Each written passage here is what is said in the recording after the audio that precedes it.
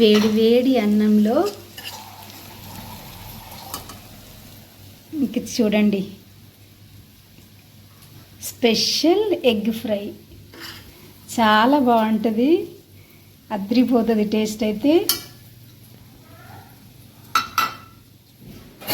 Hello అండి, welcome back to wow women. ఎట్లున్నారు? అందరు బాగున్నారా? ఈరోజైతే నేను మంచి ఎగ్ కర్రీ, ఇంకా మా వారు ఈరోజు ఏమన్నారంటే మంచిగా ఇట్లా గుండు గుండులాగా వస్తుంది కదా ఎగ్ ఫ్రై, అలా చెయ్యమ్మా అని చెప్పారు. అందుకని ఇంకా ఆయిల్ వేసిన చూడండి, పొగలు వెళ్తున్నాయి. ఆవాలు, జీరా, 2 పచ్చిమిర్చి వేసుకున్నా, కొంచెం కరివేపాకు, ఉల్లిపాయలు. ఈ ఎగ్ ఫ్రైకి నిజంగా ఎన్ని ఉల్లిపాయలు వేసినా కానీ ఇంకా తక్కువ అండి, ఎందుకంటే ఫ్రై అయిన తర్వాత చాలా తక్కువ అవుతుంది కదా. కాస్త సాల్ట్ వేద్దాం, తొందరగా వేస్తుంది కదా.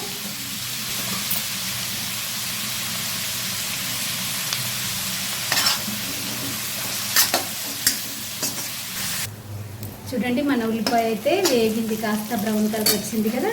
ఈ టైంలో ఫ్రెష్ ఎల్లిపాయ, 1 టీ స్పూన్ అల్లం వేసినా సరిపోతుంది. కాకపోతే చూడండి, కాస్త అల్లం వెల్లుల్లి వేగాక పసుపు వేసుకుందాం.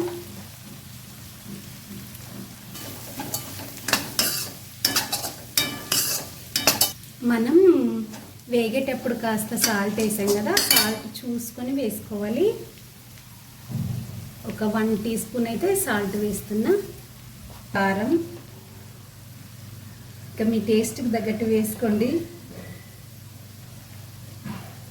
2 స్పూన్స్ కారం. ఇప్పుడైతే మంచిగా వేగింది ఉల్లిపాయ. ఇప్పుడు ఎగ్స్ కొట్టుకుందాము.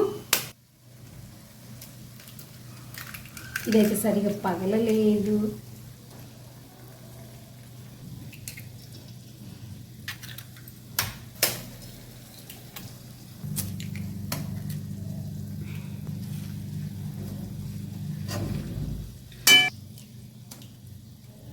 ఇంకా ఎగ్స్ అన్నీ వేసినాక దాన్ని డిస్టర్బ్ చేయకూడదు, కాసేపు మూత పెట్టి ఉంచుదాము. చూడండి, ఒక 2 మినిట్స్ తర్వాత ఇప్పుడు కలుపుకుంది, అడుగంటుతుంది.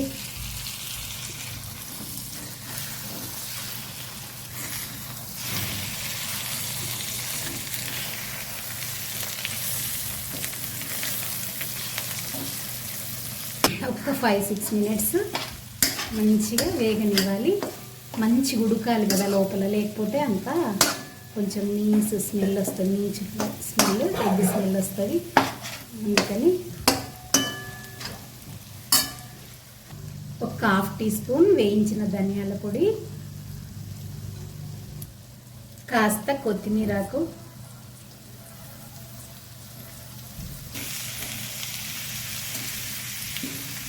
Tasty tasty egg curry. చూడండి ఎంత బాగా వచ్చిందో. వావ్ వావ్ అనాల్సిందే, టేస్ట్ కూడా అలాగే ఉంటుంది. పక్కకు చూడండి, ఇదేం కర్రీ? ఒకవేళ ఈ కర్రీ పేరు చెప్పండి, ఇదేం కర్రీ? ఈ కర్రీ కనుక మీకు నచ్చినట్లయితే తప్పకుండా లైక్ చేయండి, షేర్ చేయండి, సబ్స్క్రైబ్ చేయండి. Wow women Telugu YouTube channel. Thank you అండి.